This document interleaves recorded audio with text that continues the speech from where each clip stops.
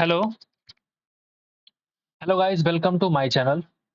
दोस्तों, जैसा कि आपको पता है कि हम लोग सीजीएल टायर 1 के प्रीवियस ईयर सॉल्यूशन कर रहे हैं, जैसे हम लोग मैथमेटिक्स सबसे पहले कर रहे हैं। तो आज 14 जुलाई 2023 में पूछे गए सवाल जो थर्ड शिफ्ट में आया था, उसके मैथ्स के सारे सवालों को हम लोग सॉल्व करने वाले हैं। ठीक है, तो ये आपके लिए बहुत बेनिफिशियल होगा, आपको पहले से मालूम है। बिना टाइम वेस्ट के चलो हम लोग शुरू करते हैं। मैथ्स के पास चलते हैं, ये रीजनिंग था। ओके, थोड़ा और नीचे जाना पड़ेगा। ओके, हम लोग आ चुके हैं मैथ्स की तरफ।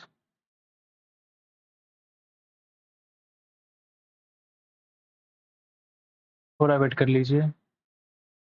हाँ, ये हमारा पहला सवाल है। प्रत्याशियों के बीच हुए चुनाव में अर्जुन है, भास्कर है और सरल ने एक पद के लिए चुनाव लड़ा। पहली बात, अर्जुन है, फिर भास्कर है और फिर हमारा सरल है। एक पद के लिए चुनाव लड़ रहे हैं। अर्जुन को सरल से 50% अधिक वोट मिलते हैं और सरल को भास्कर से 2% कम वोट मिलते हैं। सरल को भास्कर से 2% कम वोट मिलते हैं। अगर हम भास्कर को 100 मान लेते हैं तो सरल को 98 मिलने वाले हैं। ये रेशियो हो सकता है। फिर कहता है कि अर्जुन को सरल से 50% अधिक वोट मिले। अगर ये 98 है तो इसका 50% होता है 47, इसको जोड़ दीजिए। सॉरी, 49 होता है। अगर जोड़ेंगे तो 147 आएगा। राइट। तो सवाल ये है कि भास्कर और सरल के बीच के मतों का अंतर, भास्कर और सरल के बीच के मतों का अंतर 2 है और यहाँ पे जो गिवन वैल्यू है वो 1296 की वैल्यू 2 के बराबर। तो आपको निकालना है अर्जुन और भास्कर के मतों के बीच के अंतर का आधा। अर्जुन और भास्कर के अंतर, जो मतों का अंतर है उसका आधा निकालना है। मल्टीप्लाई कर देते हैं 47/2 से। 2 गुना 2 4 और 4 से अगर इसको काटेंगे तो 4 गुना 3 12, 4 दूना 8, 4 चौके 16। अगर आप मल्टीप्लाई करते हैं तो 47 इंटू 4 कितना हो जाएगा, 160 प्लस 28 यानी कि 188। 11 हमारा कैरी है। 47 इंटू 2 94 और 11 105। मैंने कहीं मिस्टेक करा है क्या, एक बार फिर से चेक कर लेता हूँ। 47 इंटू 4 160 और 28 कितना होता है, 188। यानी हमारा कैरी 18 है, ना कि 11। ठीक है। 94 और प्लस 18, तो 94 प्लस 18 करेंगे तो 9, सॉरी, 1 1 1 2 आने वाला है, तो यहाँ पे लगेगा 2। अब कैरी आएगा 11। 47 इंटू 3 यानी हम कह सकते हैं 141 और 11 152। तो ये सिंपल मल्टीप्लिकेशन कैलकुलेशन, आप जो भी कह सकते हैं इसको, ये आपके सवाल का आंसर है। तो पहला सवाल की शुरुआत जो होती है वो बढ़िया सवाल से होती है, आप इसको इंपॉर्टेंट मान सकते हैं। अगले सवाल की तरफ चलते हैं। नेक्स्ट क्वेश्चन है कि अगर x प्लस 1/x की वैल्यू अगर 7 है तो x की पावर 6 प्लस 1/x की पावर 6 का मान ज्ञात करिए। इसका दो तरीका है कि या तो आप x square plus 1/x square निकाल के उसका क्यूब निकाल दीजिए, या फिर x cube plus 1/x cube निकाल के उसका स्क्वायर निकाल दीजिए। ठीक है, जो आपको आसान लगे वो कर लीजिए। मेरे को ये आसान लग रहा है, क्योंकि अगर x cube plus 1/x cube निकालूंगा, इस 7 का क्यूब -3 इंटू 7 के बराबर है, जो कि 322 के बराबर होगा। अगर मुझे x की पावर 6 प्लस 1/x की पावर 6 निकालना है तो ये इसका स्क्वायर वाला फॉर्मेट में आ गया, यानी 322 का पावर 2 और -2। आप इसको स्क्वायर करके -2 कर लेंगे, वही आपके सवाल का आंसर होगा। ठीक है, इतना तो आप कर ही सकते हैं। आप ऑप्शन को चूज कर सकते हैं। आप यहाँ पे यूनिट डिजिट से नहीं चेक कर सकते कि 2 का स्क्वायर अगर 4 होगा, 4 - 2 यानी कि 2 आने वाला है। अंतिम डिजिट तो 2 ही होगा। 2 यहाँ भी है, यहाँ भी है, यहाँ भी है, यहाँ भी है। तो आप इसको एक बार स्क्वायर करके -2 करेंगे, इसका आंसर आ जाएगा। अगला सवाल क्या है, देख के बढ़िया सवाल लग रहा है, इसको हम पहले टिक कर लेते हैं। ए और बी के पास कुछ टॉफियां हैं। ए और बी के पास कुछ टॉफियां हैं। यदि ए बी को एक टॉफी देता है तो उसके पास बराबर संख्या में टॉफियां हो जाती है। ठीक है, तो ए और बी के पास हम मान लेते हैं कि एक्स और वाई की संख्या में टॉफी है। तो सवाल बोला कि अगर ए बी को एक टॉफी देता है तो उनके पास बराबर संख्या में टॉफी हो जाती है। यानी एक्स को अगर हम -1 किए तो वाई के पास एक एक्स्ट्रा तो आएगा ना। इस कंडीशन में दोनों टॉफियां क्या हो जाती है, बराबर यहाँ से हम कह सकते हैं कि x माइनस वाई की वैल्यू 2, इक्वेशन नंबर 1। अगला सवाल कि यदि b a को एक टॉफी देता है, यानी b अगर a को एक टॉफी दिया तो ये बन गया x प्लस 1 और इसके पास बचा y माइनस 1। तो a की टॉफियां b से दोगुनी हो जाती है, मतलब b का भी ये है, इसको 2 से गुना करेंगे तब तो a के बराबर होगा। आओ जरा सॉल्व कर लेते हैं। x माइनस 2y, ये बच गया -2, इधर भेजो तो -1, यानी कि बन जाएगा -3, इक्वेशन नंबर 2। आपसे पूछा कि a और b के पास टॉफियों की कुल संख्या कितनी है। आप एक काम करो, किसी एक को आप कटवा दो, तो यहाँ पे x x कट रहा है, प्लस को माइनस किया, माइनस को प्लस किया और ये प्लस किया, तो x और x कट गया, -y प्लस 2y, यानी कि y की वैल्यू कितनी आ गई 5। अगर y की वैल्यू 5 है तो यहाँ पटक दीजिए, तो 5 प्लस 1 और ये आ जाएगा फिर से +1, यानी x की वैल्यू आ गई 7। यानी x की वैल्यू 7 टॉफी a के पास और 5 टॉफी b के पास, यानी 7 + 5 यानी कि 12 इस सवाल का आंसर है। बढ़िया सवाल था ये। आगे देखो अगला सवाल क्या है। अगला सवाल क्या है भाई, इतना फास्ट क्यों जा रहे हो तुम, थोड़ा तो वेट कर लो। हाँ, आपसे पूछा कि आईआईटी बॉम्बे में विद्यार्थियों की संख्या आईआईटी मद्रास में विद्यार्थियों की संख्या से 20% कम है। विद्यार्थियों की संख्या का सेक्टर हमारा ये है। हमको मैकेनिकल, सिविल, कंप्यूटर साइंस से कोई मतलब नहीं, फिलहाल किसी कुछ भी नहीं पूछ रहा है। विद्यार्थियों की संख्या की बात की और विद्यार्थियों की संख्या ही पूछा, तो हमको इन सबसे कोई मतलब नहीं है। आपसे बोला गया कि आईआईटी मद्रास में विद्यार्थियों की संख्या 20% कम है, सॉरी, आईआईटी बॉम्बे में आईआईटी मद्रास से 20% कम है। तो अगर मद्रास वालों को हम 5x मानेंगे तो आप इसको 4x कह सकते हो, क्योंकि 4x 5x से 20% कम है। बिल्कुल ठीक। तो आईआईटी बॉम्बे के अंदर विद्यार्थियों की संख्या है कितनी, मतलब आपको ये 4x की वैल्यू फाइंड आउट करनी है। तो आप मुझे बताओ टोटल संख्या है कितने विद्यार्थियों की, ये दिया होगा जरूर। एक बार ऊपर चलते हैं थोड़ा सा। हाँ, 2080 होने के साथ टोटल 2080 विद्यार्थी, माइनस कर देंगे ये 430, 350 और 400, यानी 4 3 7 4 1180। अगर हम माइनस करेंगे, यानी बॉम्बे में और मद्रास में 900 विद्यार्थी हैं। 900 की वैल्यू 9x के बराबर, यानी x की वैल्यू हो गई 100 के बराबर, यानी बॉम्बे के पास 4x विद्यार्थी, यानी 400 इस सवाल का आंसर है। हमको ये सब मैकेनिकल, सिविल देखने की आवश्यकता ही नहीं है। ठीक है, आगे बढ़े। नेक्स्ट क्वेश्चन आता है कि एक कार्यालय में मोनिका है, एक टाइपिंग का काम 6 घंटे में, अनीता 8 घंटे, मंजू 5 घंटे में पूरा कर सकती है। अकेले अकेले काम करते हैं तो एक साथ काम करने पे कितना समय लगेगा। इस तरह का सवाल आपने कितनी बार कर रखा है। मोनिका 6 आर, अनीता 8 आर और मंजू 5 आर। ठीक है, 6, 8 और 5 का अगर आप एलसीएम निकालेंगे तो कितना आएगा बताओ। 3 4 12 दोनों 24 और बचे 120। 120 मान लेता हूँ, 120 ही आने वाला है। ज्यादा भी हो गया, अगर इसका मल्टीपल ले लूँ तब भी कोई दिक्कत नहीं है। 120 लिया हमने तो 6 से डिवाइड किया, इसकी कितनी इफिशियंसी आ गई 20, इसकी आ गई 15 और इसकी आ गई 24। एम आई राइट। तो आपसे बोलता है कितना समय लगेगा। टोटल 120 डिवाइड कर दो सबको सम से, 35 और 24 कितना होता है 59। क्या 59 गुना 2 118, ऊपर बचेगा 2, यानी कि 2 इंटीजर 2/59 डेज। तो यहाँ पे डेज की बात नहीं बल्कि आवर्स की बात हो रही है। तो ये तुम्हारे सवाल का आंसर है। आगे बढ़े। Sec square theta plus tan square theta की वैल्यू आपको दे रखी है, तो आपसे ये सवाल पूछ रहा है। आप मुझे बताओ क्या ये ए स्क्वायर माइनस बी स्क्वायर है कि नहीं। इससे आसान आपको सवाल नहीं दिखेगा, क्योंकि आप थोड़ी देर बाद पता लगा सकते हैं कि ऐसा क्यों मैं कह रहा हूं। ए माइनस बी इंटू ए प्लस बी, ये फॉर्मूला आपको पहले से मालूम है 1 के बराबर, और इसकी वैल्यू यहाँ पे दे रखी है 25/18। यानी जब भी इस तरह के सवाल आए तो आप जो आंसर, सॉरी, जो क्वेश्चन में वैल्यू दिया हुआ है वही इसका भी आंसर होने वाला है। आगे बढ़े। आसान सवाल, बस एक फॉर्मूला का यूज था इसमें।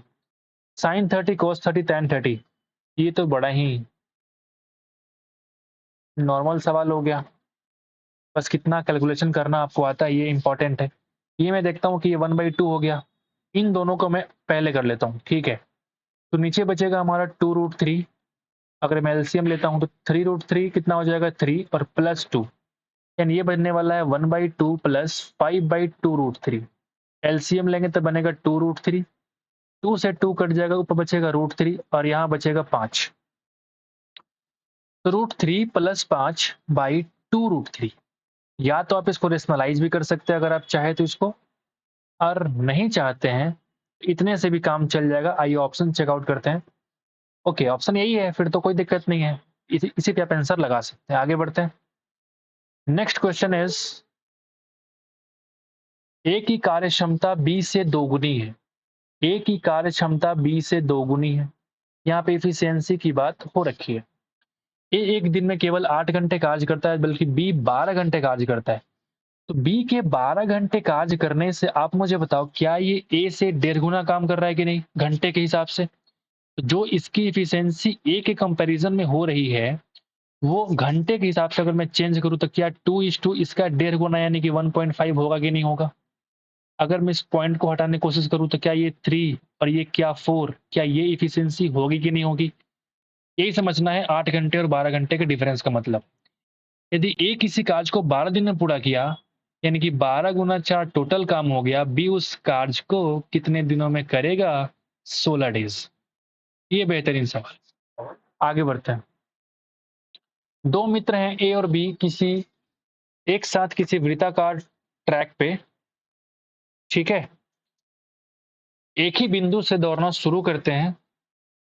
तो आपका सवाल क्या कहता है कि वे एक ही दिशा में दौड़ते हैं। पी का जो स्पीड है वो 6 मीटर पर सेकेंड है और क्यू का जो स्पीड है वो 20 मीटर पर सेकेंड है।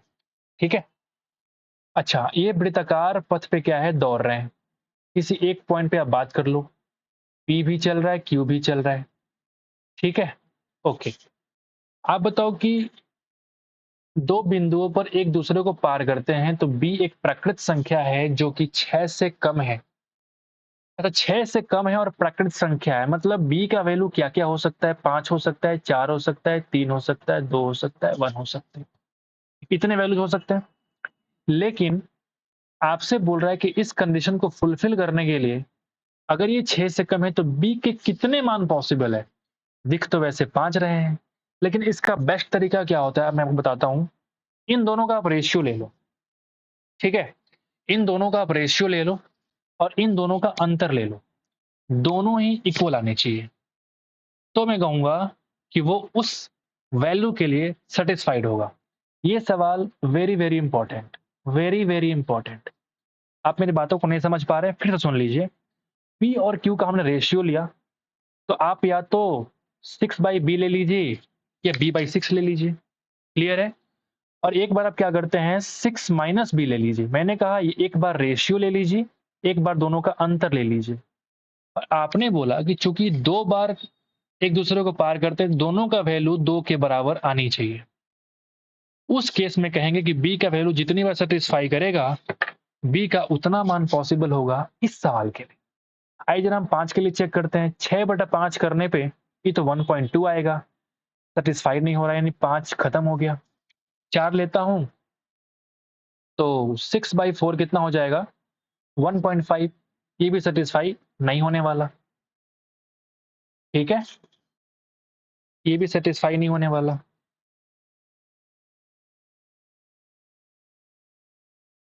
ठीक है। ओके, अगर मैं 3 लेता हूं, 3, तो 6/3 यानी कि 2। लेकिन 6 और 3 का जो अंतर है वो 2 नहीं आने वाला। इसको भी हटाते हैं थोड़ी देर के लिए। ठीक है। अगर मैं 2 लेता हूं तो 6/2 यानी कि ये 3 आ गया। मैं कहीं तो मिस्टेक कर रहा हूं, और 6 माइनस 2 की वैल्यू 4 आ गई।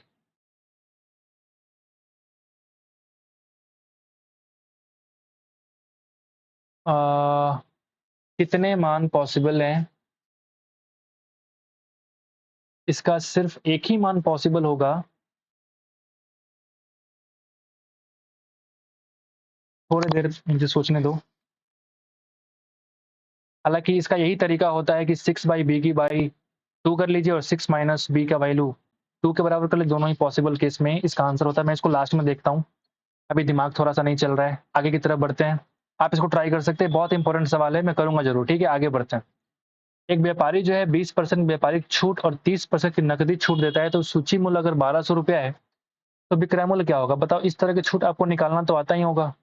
सक्सेसिव डिस्काउंट निकालने के लिए इस तरीके से निकाल लेते हैं। तो क्या ये 50 माइनस 6 यानी कि 44% डिस्काउंट दिया, यानी जो इसका सूची मूल्य है उसका 56% पे वैल्यू मिल जाएगी, कोई भी सामान मिल जाएगा। 56/100, 14 गुना 4 56, 25 गुना 4 100, 25 गुना 4 100, 12 गुना 4 48 गुना 14, 14 अठे 112 यानी कैरी हो गया 11, 56 और 11 672। आगे बढ़े, आसान सवाल। एक इनलेट पाइप एक खाली टैंक को 40 घंटे में भर सकता है। एक इनलेट पाइप है जो कि 140 आवर में भर सकता है। एक आउटलेट पाइप मतलब क्या होता है कि ये पानी को निकालेगा पूरी तरीके से 63 आवर में। ये खाली करने वाला है मतलब माइनस, ये भरने वाला मतलब प्लस। ये हमारा टाइम का रेशियो आपको दे रखा है। यदि 8 इनलेट पाइप और वाई आउटलेट पाइप एक साथ खोले जाते तब टैंक खाली होता है। एक साथ खोले जाते हैं मतलब ये टोटल संख्या कितने, इसके नंबर कितने हैं? तो ये नंबर है 8 और ये नंबर है वाई। जब टैंक खाली होता है तो टैंक 105 घंटे में पूरी तरह से भर जाता है। इतने खोले जाएं तो वाई का मान ज्ञात करिए। अगर हम इन दोनों का एलसीएम लेते हैं तो कितना आ जाएगा बताओ? एलसीएम कितना आ जाएगा? 140 63। एलसीएम निकालो, 7 209। तो 140 इंटू 9 1260, यानी हम मान सकते हैं कि 1260 टोटल काम। जिस तरीके से हम मानते थे वैसे टोटल इतना मान लेते हैं कि टंकी में भरे जाने वाले वाटर है। ठीक है, ये टोटल वाटर की वॉल्यूम आप मान सकते हो थोड़ी देर के लिए। ठीक है, तो अगर आप देखोगे इसको लगेंगे कितना, यानी 1 घंटे में कितना बढ़ रहा है? 9। और इसका पता नहीं। ये आप देख सकते हो कि अगर 63 से आप डिवाइड करोगे इसको, 1260 को डिवाइड करोगे 63 से मतलब 20। 1 घंटे में ये 20 लीटर पानी को बाहर निकाल रहा है और ये जो है 9 लीटर को भर रहा है। सवाल ये कहता है कि अगर 8 को खोले इनलेट, यानी 9 लीटर इंटू 8, और घटाने वाला तो माइनस करेगा। अगर ये वाई नंबर है तो 20 इंटू वाई, इसकी वैल्यू कितनी आनी चाहिए? क्योंकि हमने ये 1 घंटे का लिया है, तो 1 घंटे में कितना हो जाएगा बता दो? 1 घंटे में कितना हो जाएगा ये बता दो मुझे।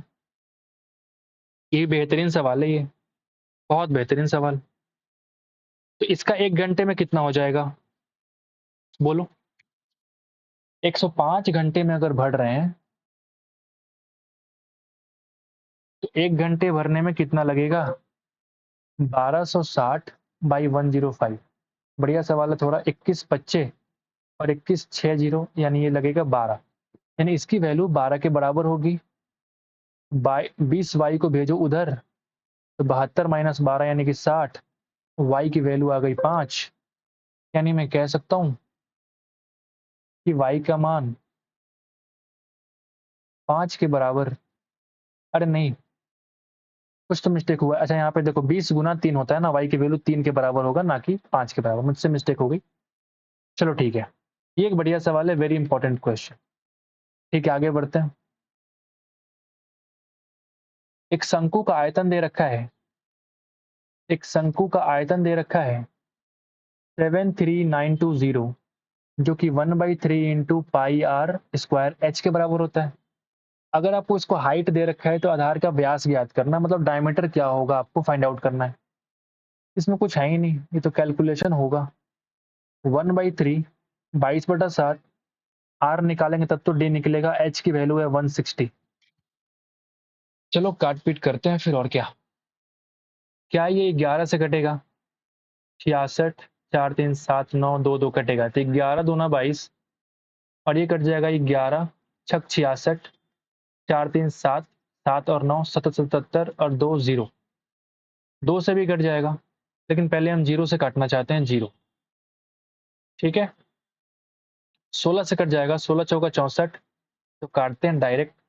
16 चौका 64, 3 2, 16 दूना 32, 2 से कट जाएगा 21 बार में, यानी आर स्क्वायर की जो वैल्यू है 21 गुना 21 है, तो आपको पता चल गया होगा कि आर की वैल्यू 21 सेंटीमीटर होने वाली है और डायमीटर इसका दोगुना होगा। आगे बढ़ते हैं। साइन 23 की वैल्यू दे रखी है, तो आपसे सेक 23 और साइन 67 की वैल्यू पूछ रहा है। ठीक है, साइन 23 की वैल्यू अगर दे रखी है, इसको मैं कन्वर्ट अगर करना चाहूँ तो ये देखो, साइन का मतलब होता है P बटा B, यानी परपेंडिकुलर की वैल्यू A है और बेस की वैल्यू तो B ही है। तो अगर हम H निकालने की कोशिश करें तो सॉरी, ये H है, P अपॉन H होता है, तो H की वैल्यू अगर B है तो आपको बेस निकालना पड़ेगा, और बेस की वैल्यू क्या होती है, H square minus P square. Perpendicular मालूम, हाइपोटेनस मालूम और बेस मालूम, तो जो मन करे सो निकाल दो। सेक का मतलब होता है एच अपॉन बेस, और साइन को हम कन्वर्ट कर सकते हैं कॉस 23 में। कॉस का मतलब होता है बी अपॉन एच, यानी H square minus B square upon B into H. H का स्क्वायर का मतलब क्या हो जाएगा, बी का स्क्वायर। बी के स्क्वायर का मतलब क्या हो जाएगा बता दो, minus of B square minus A square, क्योंकि अगर स्क्वायर रूट का स्क्वायर करेंगे तो स्क्वायर रूट हट जाएगा। नीचे देखो बी इंटू एच, तो बी का वैल्यू है under root B square minus A square, और एच की वैल्यू तो बी है। यहाँ से देखो बी स्क्वायर कट जाएगा, माइनस इंटू माइनस हो जाएगा प्लस ए स्क्वायर, और B into under root B square minus A square. बहुत ही बढ़िया सवाल है, कैलकुलेशन आपका दिमाग खराब करने के लिए तैयार है, कोई बात नहीं, आगे बढ़ते हैं। Cos beta upon sec alpha की वैल्यू दे रखी है, तो साइन स्क्वायर बीटा की वैल्यू फाइंड करते हैं। Cos beta upon sec alpha, तो अगर हम सेक को कन्वर्ट करते हैं तो ऊपर जाकर तो क्या बन जाएगा, कॉस अल्फा, और कॉस बीटा तो है ही 15। ठीक वैसे ही अगर सेक को ऊपर भेजें तो क्या बन जाएगा बता दो। सेक को ऊपर अगर हम भेजें, दोनों साइड सेक ही है ना, ठीक है, तो ये बन जाएगा कॉस अल्फा साइन बीटा की वैल्यू 16, तो साइन स्क्वायर बीटा की वैल्यू क्या होगी। ठीक है, देखते हैं साइन स्क्वायर बीटा की वैल्यू क्या होगी। अगर मैं इन दोनों को डिवाइड कर दूं, लेट मी से, अगर मैं इन दोनों को डिवाइड करता हूं तो आप मुझे बताओ, कॉस अल्फा से कॉस अल्फा कट जाएगा, और cos beta upon sine beta क्या होता है, कॉट बीटा, और इसकी वैल्यू हो जाएगी 15/16। कॉट बीटा का मतलब होता है, ये होता है बी ऊपर और पी नीचे, बेस बटा परपेंडिकुलर, यानी बेस की वैल्यू 15 और परपेंडिकुलर वैल्यू 16। तो अगर मुझे एच निकालना हो तो बता दो कितना हो जाएगा। एच निकालना हो तो under root 16 square plus 15 square. Sine square beta का मतलब होता है P square upon H square. P square का वैल्यू 16 का स्क्वायर 256, और नीचे जो एच का स्क्वायर है तो इसको स्क्वायर करके जोड़ दीजिए, 256 प्लस 225।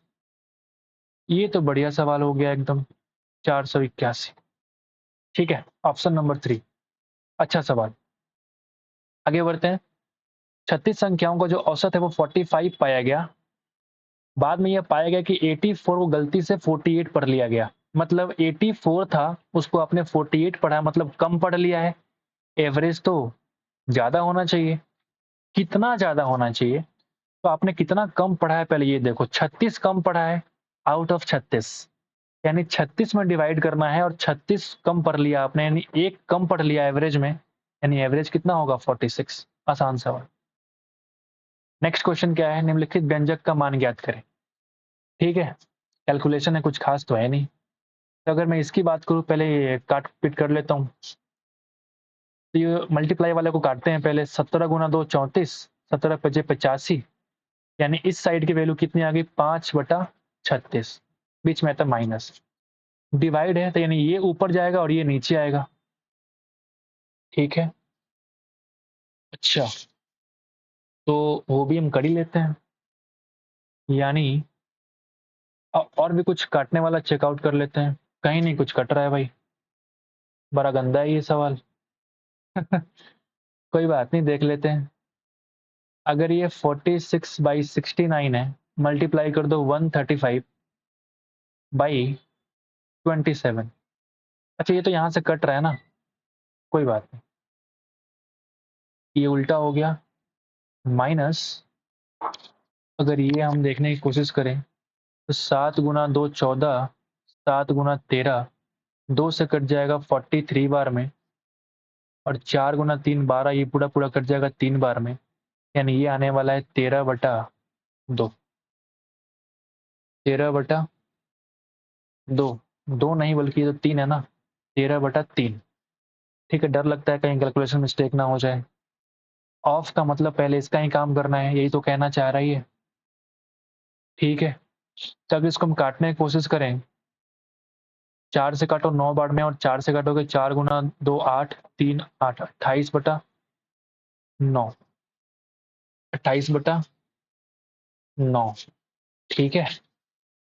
ये आप देखोगे 23 से काटोगे तो 23×3 = 69, और 23 × 25 कितना होता है 115, यानी ये नहीं कट रहा है।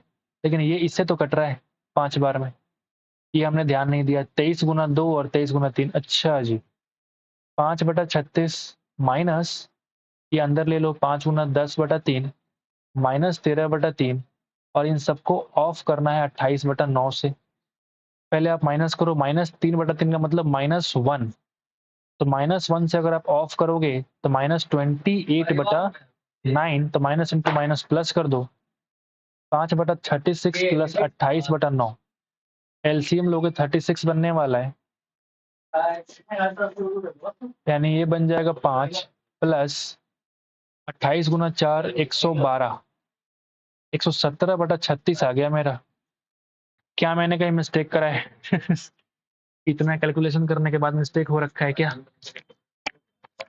ठीक है, मैंने कहीं तो मिस्टेक करा है, ठीक है। अगर नहीं करते एक बार चेकआउट कर लेते हैं।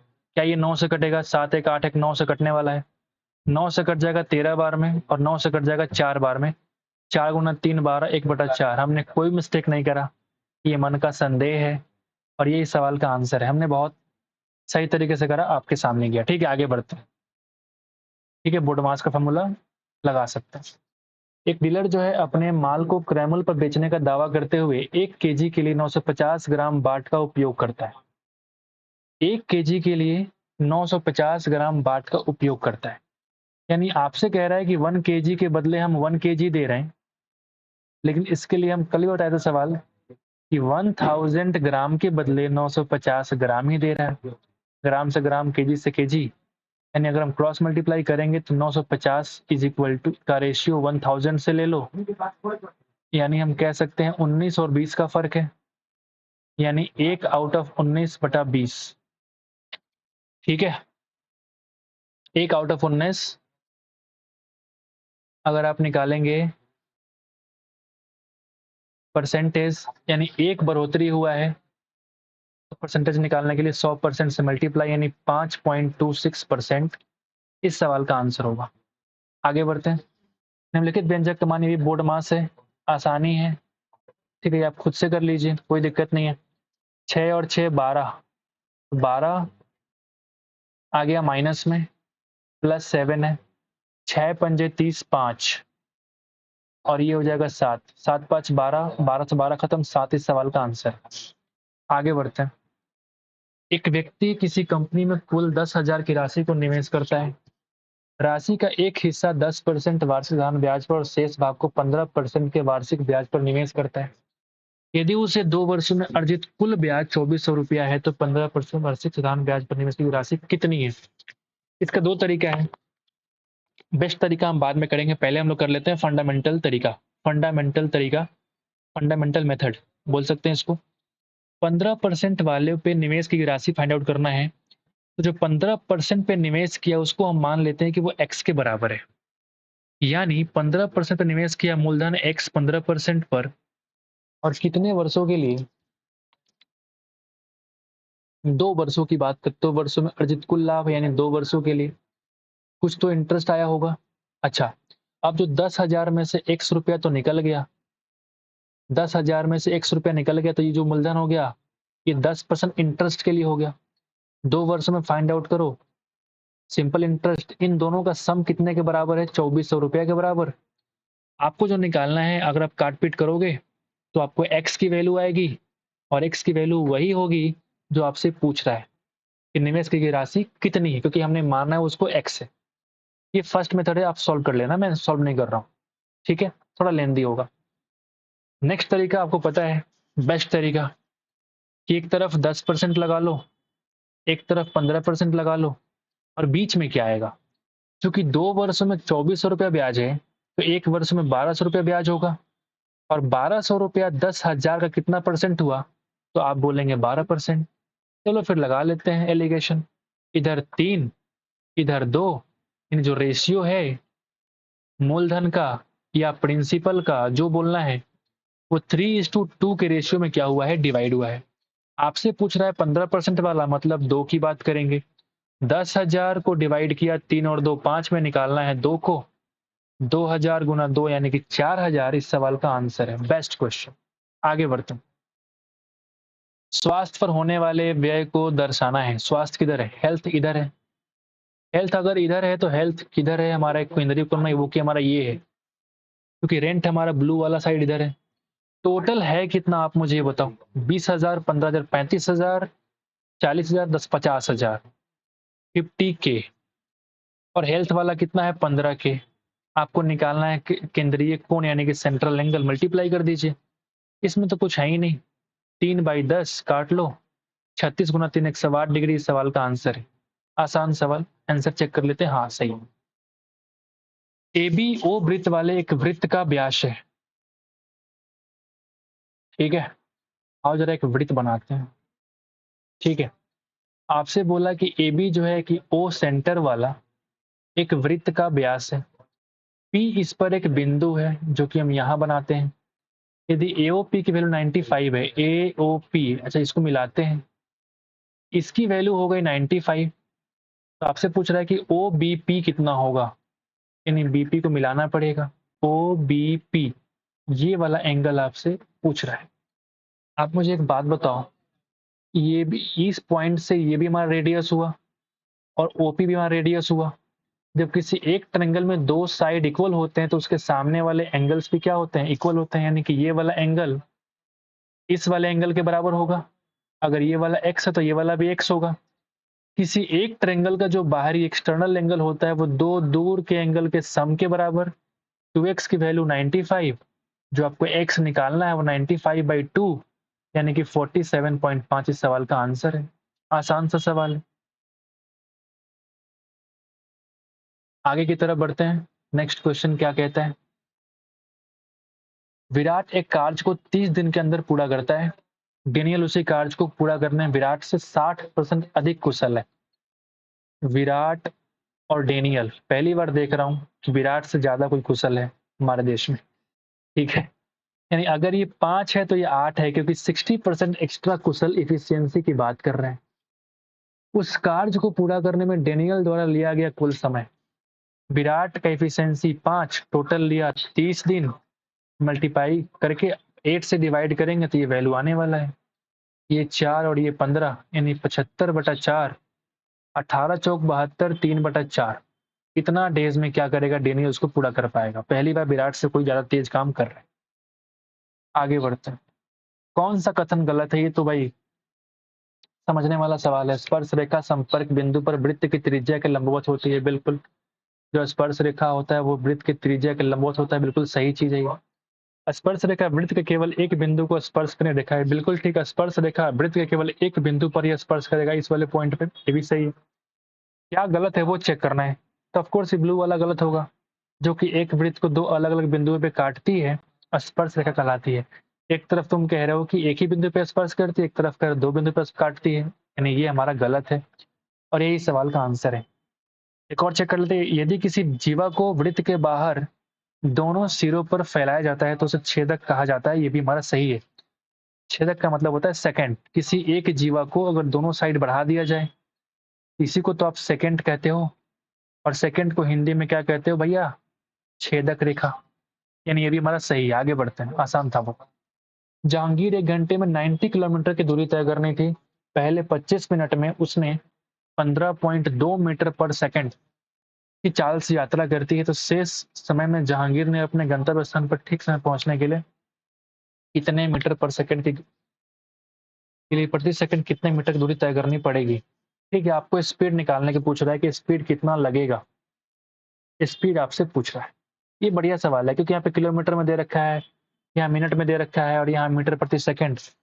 थोड़ा कैलकुलेशन लगने वाला है, तो दिल थाम के बैठिए, आपके सामने करते हैं। अच्छा सवाल है ये। आप देखो, पहले 25 मिनट में कितना तय किया उसने, पहले हम वो निकाल लेते हैं।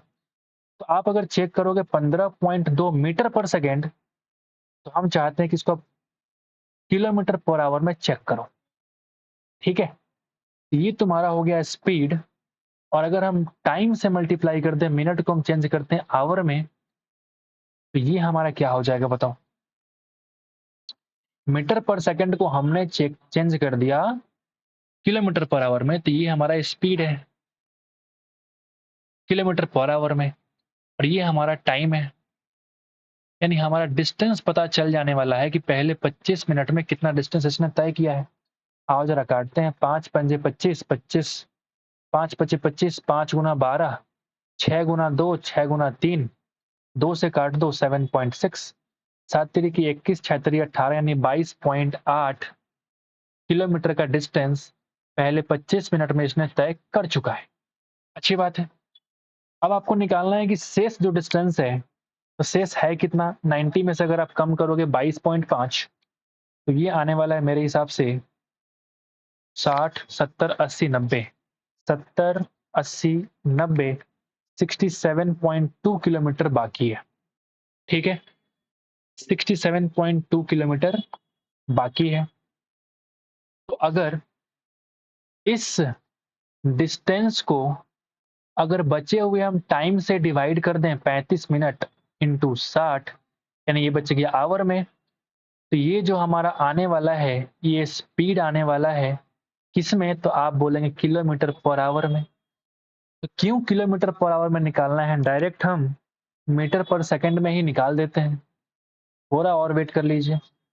किसी किलोमीटर पर आवर को मीटर पर सेकंड में चेंज करने के लिए 5/18 से मल्टीप्लाई तो करते ही हैं, सबको पता है।